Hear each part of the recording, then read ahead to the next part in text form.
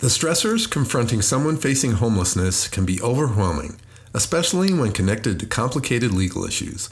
You'll be inspired to hear from Jack Regenbogen and Ellen Lee how the Colorado Poverty Law Project is having an impact on housing justice on many levels with free legal services and more on this episode of Making Our World Better. Welcome to the Making Our World Better podcast, where you will find motivation and encouragement through lively conversations with inspirational people who every day are making our world a better place. Now, here's your host, Jay Clark. Welcome to the podcast. I am Jay Clark, and I am looking forward to a conversation about the great work the Colorado Poverty Law Project is doing in the community with Deputy Executive Director Jack Regenbogen and Development and Grants Manager Ellen Lee.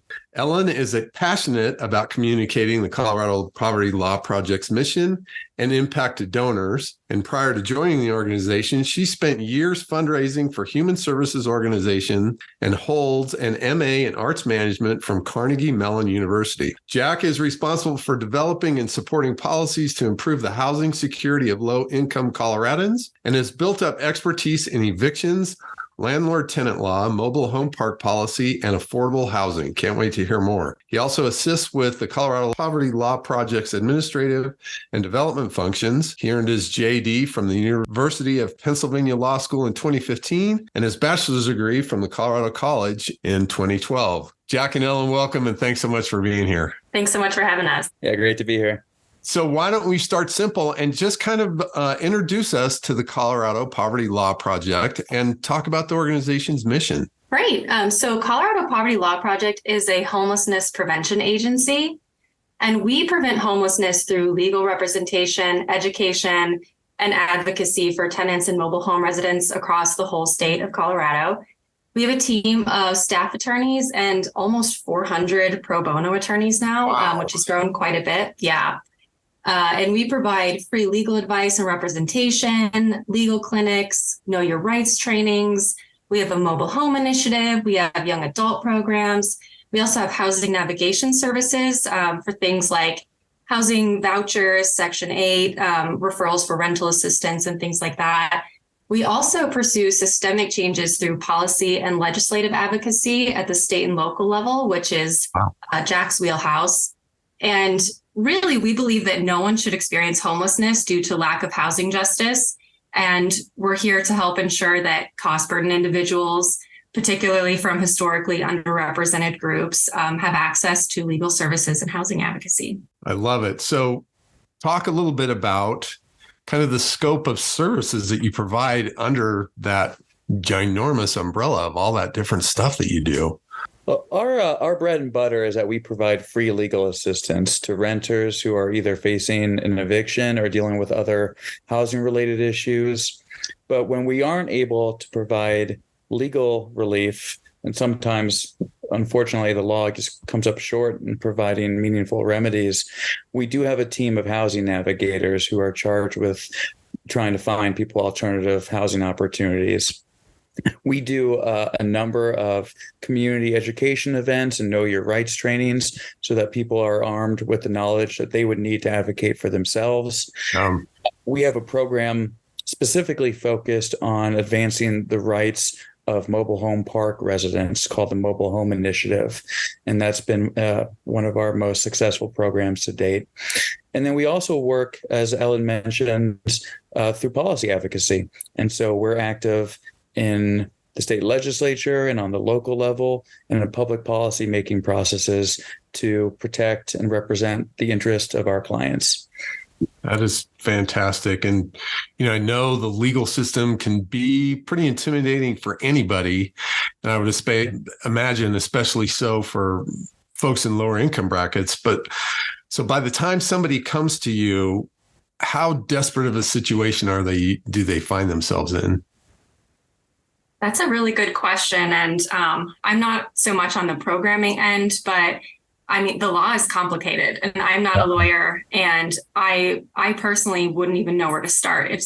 And so many people are unaware of their rights and that they even can seek support for things like this. So I would imagine that people come to us in pretty desperate situations. Jack, what have you seen when folks are knocking on your door? I mean, I'm sure you see just about everything, but how do they find you to start with? Opportunities like appearing on your podcast today. I hope it will help get the word out. I hope so too.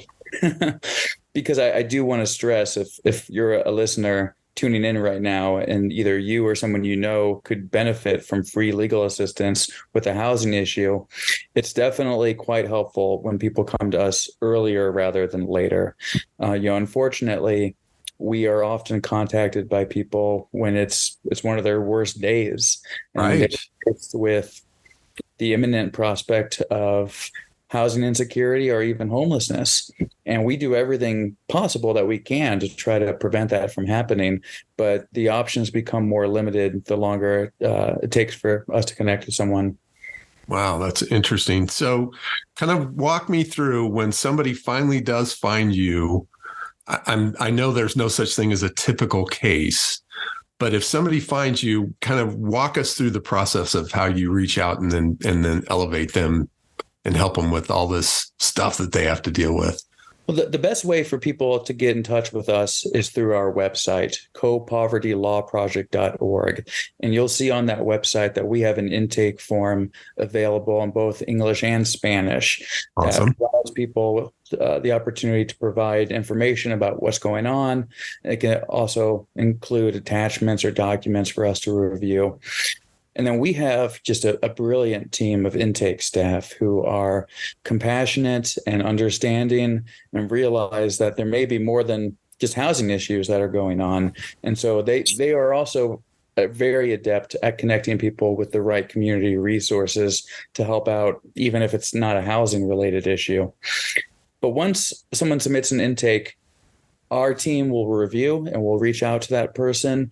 And then if we think we can be helpful, we'll connect them either with our legal team or with our team of housing navigators, and they'll provide assistance. And that involves reviewing what's going on, helping out with the drafting of motions and pleadings so that people are prepared to defend themselves in court if needed. And we also help people with some of the behind the scenes softer negotiations when there's mediation opportunities or when we can help clarify what's really going on with their landlord. And in most cases, we're very successful at negotiating a resolution that would either allow our clients to remain housed or have additional time to find alternative housing. That is awesome because, I think of, oh my gosh, I've got to file a motion or I've got to respond to a motion or something, again, so intimidating. And to know that there's a resource like this is just awesome. But, one thing I'm curious about from both of you is that, the new mayor, our new mayor, Mike Johnson, has basically declared homelessness as a state of emergency. And affordable housing is such a big deal in Denver, like it is in a lot of places. But talk to me a little bit about how you've seen that evolve over the last 2 or 3 years with the affordable housing issue. I will say, first of all, that the majority of eviction cases are for non-payment, meaning that people can't afford to cover their rent. And that can happen. I want to stress that can happen for so many reasons. So many people are just one crisis away from being in that position themselves. So this could be, a car accident or a disability that impacts your ability to work for a while. And that is, from what I've personally seen, a very pressing issue. Yeah. The only thing I would add to that is that things have been getting worse since the pandemic. We all know the economic catastrophes that were wrought because of the pandemic and the unemployment. And there were temporary programs, rental assistance that was made available by the federal government and additional funding for eviction legal defense. And that did help curb the tide of potential evictions. But most of those resources are going away. Right. What we've seen in the last year are evictions being filed at anywhere from 50 to 100% the rate that they were being filed before the pandemic. Wow. We personally have witnessed unprecedented, historic increases in the number of intakes that we are receiving. Sure. And several of those intakes involve debts that accrued 1, 2, 3 years ago, still, debts that were accrued during the pandemic. Right. So things right now, I think, are looking a little bit concerning. Sure. And our hope is that public policymakers don't think that the issue has been resolved, because there was that short-term federal relief that was helpful, but it hasn't been enough. And there's more interventions that are needed. And I'm sure, I know the moratorium on evictions ran out. Gosh, that's been over a year now. So that had to cause a big spike for y'all. But talk to me a little bit about, the network that you guys have. I think it's super impressive, this kind of network that you've built with housing navigators and service providers and funders, again, in a super complicated arena. It looks like you all have managed to bring together a great consortium of folks to kind of tackle this problem from a legal standpoint. So talk to me about your network a little bit. I would say overall, the goal is to provide what's called wraparound services, meaning that, it's never one particular issue that someone's experiencing. Usually there's several variables that go into someone's circumstances and why they're experiencing housing insecurity. So we work with a wide array of partners to refer out for things like rental assistance or food assistance or mental health services, to just really try to provide more holistic support. And one of the most important things we do too in regards to partnerships are working with partners and legislators on policy work. Yeah. And this is one of the biggest, I feel, most important things that we do. And Jack, I can let you talk more about that. Thanks, Ellen. And just to add to what you're saying, we really do everything in collaboration with community partners. And fortunately, Denver and the broader Colorado communities are blessed with a robust network of service providers and policy advocacy groups. And so just to name a few, the Colorado Coalition for the Homeless is doing tremendous work providing affordable housing. We've partnered with groups like Colorado Children's Campaign on legislative efforts. We work with community organizing groups such as 9 to 5, particularly in mobile home park space. And we directly inform our policy priorities based on the real life challenges that our clients face. And so our clients are such a valuable part of what services and what advocacy we pursue. Just this past year, for example, we were able to advance several pieces of legislation, including one bill that will allow people to participate in their eviction virtually, so that if they aren't able to appear in court in person because of childcare or employment or their jobs, then they will still have the opportunity to appear either via telephone or online. And so that's predicted to significantly reduce the default judgment rate, or the rate of people who automatically lose their eviction because they aren't able to appear. So I love it. So you guys are doing stuff on a granular level, from helping somebody with an intake fill out paperwork or find someplace to stay that night. And then you're doing stuff on a big scale that's going to affect things on the legislative side. And let me ask you, this is not necessarily just an urban issue in Colorado, is it?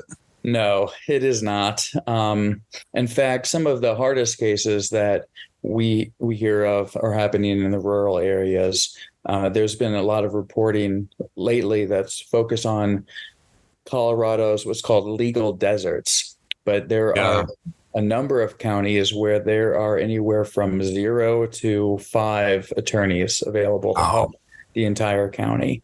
And so one of our goals in terms of the strategic growth of our organization over the past couple of years and into the future is to expand our scope of services so that we're able to meet the needs of rural Colorado even better. And that was also one of the goals underpinning our efforts to expand virtual participation in evictions. Genius. Love it. It's been this is hard, heavy work that you guys do. And I know, a lot of people in nonprofits, what keeps them going is the successes and the difference they make. So are there any favorite success stories that you guys could share about, that really shows the work that you do? We've had a lot of, I would say, legislative success recently that is really important. And I can let Jack talk about, because we've been involved with some pretty landmark legislation. Jack, do you want to talk about that? One of the bills that we worked on in partnership with the Coalition for the Homeless this past session, it was Senate Bill 184. And what this bill does is it expands opportunities for rental applicants who otherwise might have faced barriers because of their credit score or because of their incomes. Yep. In fact, I'm not sure if you're a renter, Jay, or if you've rented in the past, but it's become fairly ubiquitous in Colorado and across the country that in order to be eligible for rental housing, a person would have to demonstrate that they earn 3 times or more the cost of rent. And I can understand why a landlord would want to ensure financial solvency of their prospective tenants. But at the same time, that's just not the economic realities that we have as a state. In fact, more than half, or about half of all of Colorado's renters are facing housing insecurity, meaning that they're spending more than a third of their income on housing. And about a quarter of all renters in Colorado spend more than half of their income towards housing. Wow. So under that 3 times requirement, so many people that we were trying to help were being priced out. And part of the legislation that was passed says, no, a landlord can still ask about someone's income and they can still verify that they earn at least 2 times or more the cost of rent, but they can't require or consider income above that amount. As long as someone's earning at least twice the cost of monthly rent, then they would be eligible for that housing. And we're one of the first states, I think the first state, the only state in the country that has passed this type of policy. Salute. We've also, part of this bill says that for people with a voucher who are receiving a housing subsidy, they can't be denied based on their credit score or their credit history. And that's really important because if they are receiving a voucher, their finances have already been vetted by the housing authority typically, or the voucher provider. They've already had all of their documents thoroughly vetted, and they're receiving a subsidy to offset the cost of rent. There's really no legitimate basis to deny someone housing based on their credit history under those circumstances. And so we join, I believe, just the only other place that has done this is Washington, D.C., but Colorado has now said that for folks who have a voucher or a subsidy, they can't be denied based on their credit history. And so that was another accomplishment that we were really proud of that happened just this past year. That's knocking down a huge barrier. You've just eliminated a barrier for almost 50% of the population that's renting. I appreciate you saying that, Jay. And I am excited about the difference that these types of policies can make. One thing that's really unique about the Colorado Poverty Law Project, and it's something that you've hit on, is that we are positioned, I think, in a special way because we do both direct service and we work at the 30,000 foot level. And so on one hand, I already mentioned that our policy priorities are directly informed by that direct service. They're informed by our cases and by our clients. But the reciprocal is also true. When we're successful at passing or helping to pass these important policy changes, in turn, that also informs the type of legal work that we do. And our team is really on the front lines in terms of trying to enforce and implement these new legal requirements. So it's a great circle because it's got to be one of those ones where the work you're doing on the ground has got to provide so much credibility when you're doing the legislative piece, and then the legislative piece comes back and helps you with the work you're doing on the ground. So it's just an awesome circle. But for either of you, was there kind of an aha moment for either of you when you decided, this is the kind of work I want to do? I very much had an aha moment. This was a few months before I'd applied for this job. I was walking through a neighborhood that I'd just moved to near Capitol Hill and saw an eviction And I had never personally seen one before. And I mean, I'd known already that it was a pretty undignified process, but to physically see it was very powerful for me, because from a distance, you might think, oh, there's someone's having a yard sale. But walking past, it's like, Right. oh, someone's photo albums are in the grass covered in ants right now. This is just so, like, no one should have to go through this. No one should have to feel that absolute Traumatic, right? That's right. a traumatic experience that's going to imprint. Yeah. And so that was very powerful for me, and a huge part of what led me towards this work, although I've been involved with human services for several years, but specifically housing and the eviction defense and homelessness prevention space. That was a big catalyst for me. Jack, how do you end up in this as a lawyer? So my aha moment probably happened before I was even in law school. When I was an undergraduate student down in Colorado Springs, my time there coincided with the city of Colorado Springs considering their version of a no camping ordinance, which has been a hot button issue that's been controversial in Denver and in several places throughout the state. But in Colorado Springs at that time, it was arguably even more concerning, simply because there were just so few beds available in the city that by definition, even if every person experiencing homelessness tried to comply with the law, they wouldn't have been able to. There just weren't enough beds. And so this was my first foray into political advocacy. It was the first time I ever testified at a city council hearing, and I had a very supportive professor at the time who was a mentor, and she helped encourage me to lead demonstrations and protests, things along those lines. But at some point, it became pretty evident that we were going to lose the political fight. And at that point, I started calling different law firms and nonprofit legal firms to ask whether there might be potential to mount some type of legal challenge. And what I was told essentially was, yes, we agree this is wrong. And yes, we agree that this is likely unconstitutional given the shortage of beds.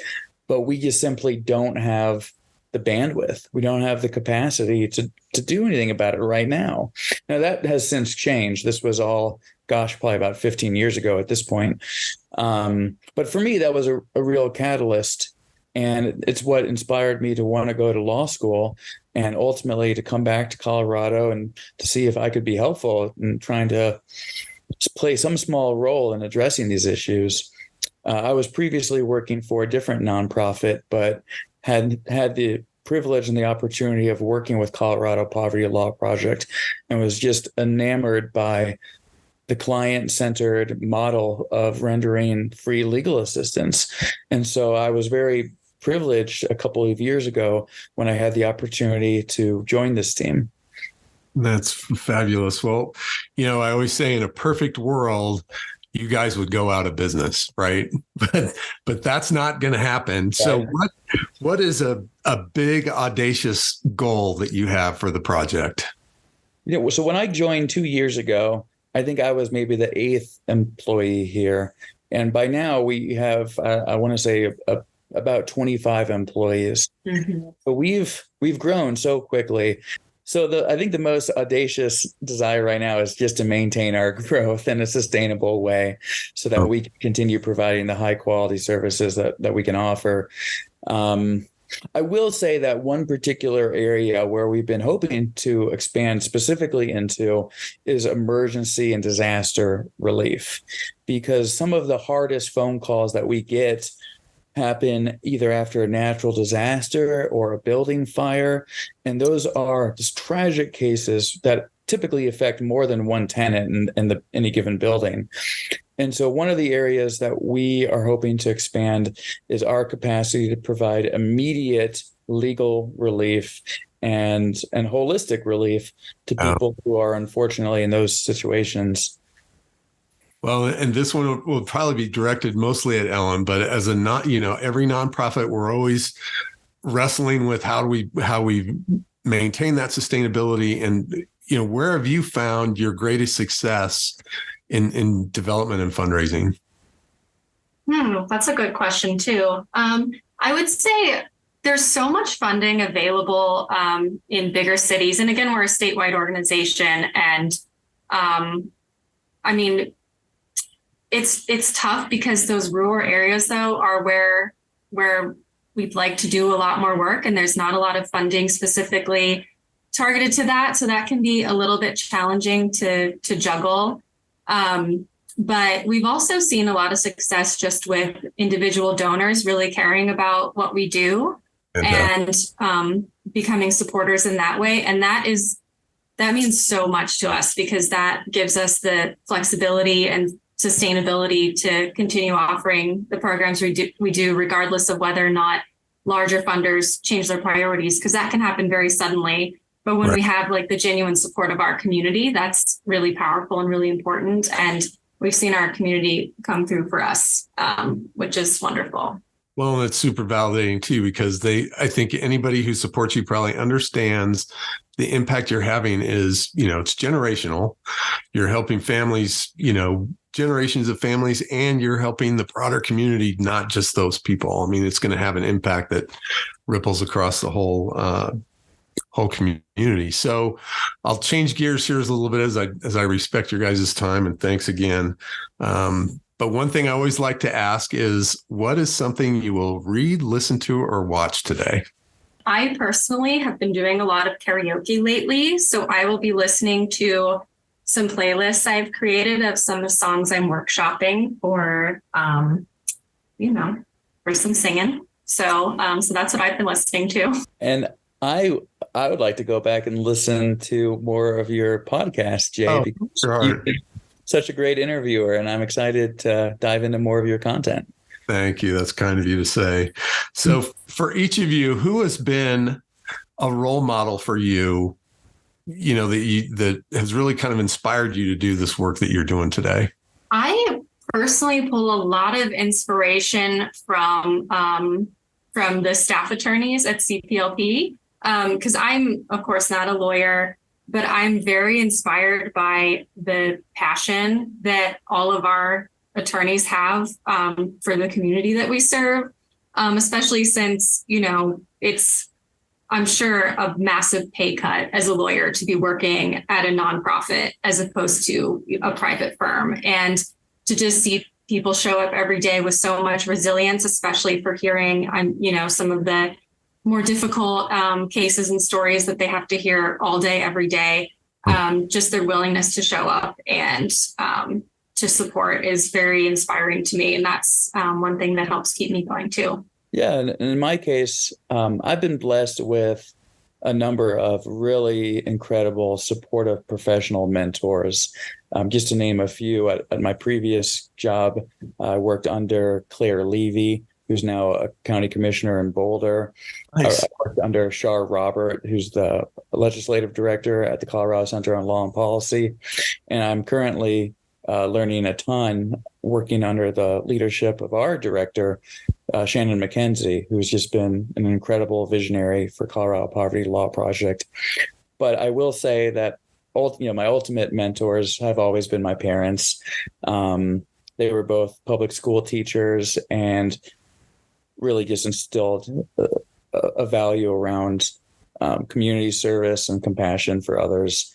And they continue to inspire me to this day. Viva teachers. Love it.